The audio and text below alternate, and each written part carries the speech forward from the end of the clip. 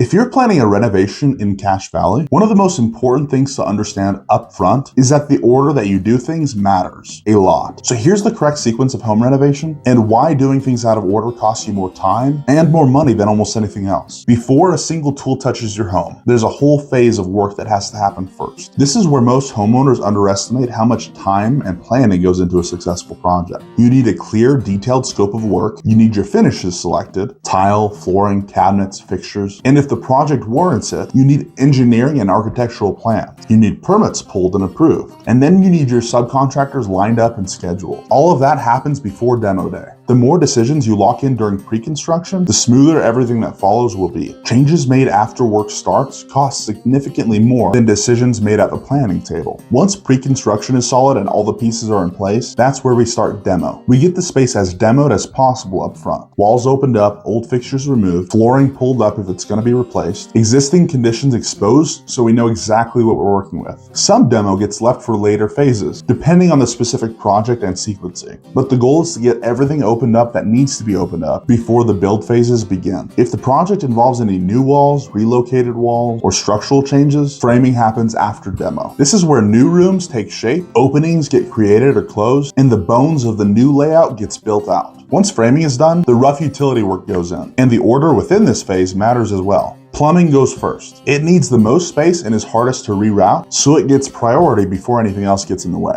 HVAC goes in next. Ductwork and mechanical systems fill in around the plumbing. Electrical goes in last within this phase. It's the most flexible of the three and threads through wherever space is left. And all of this gets inspected before the next phase begins. After the framing and rough utilities are inspected and approved, insulation goes in. This is a common mistake we see on projects. People insulating before the rough work is done and approved. Then they have to pull all that insulation out to make adjustments to plumbing or electrical. Do it in the right order and you never have to touch it twice. Then you have another inspection. Once insulation is in and inspected, then drywall goes up. Hang, tape, mud, and then texture in that sequence. The space starts to feel like a real room at this phase. Before painting goes on, finish carpentry is installed. Doors get hung, casing goes on around the doors and windows, built-ins or any other custom paint grade millwork goes in. Baseboards are a little different, and this is where the sequencing gets nuanced. If the flooring is carpet, like in a bedroom, we can hang the baseboard before it goes in because the carpet will just be tucked underneath. If the flooring is LVP, hardwood, tile, the baseboards have to wait until after it's installed because that needs to be set underneath the baseboard. So in that case, you get a first round of carpentry for doors and casing and a second round after the flooring for baseboards. After finished carpentry,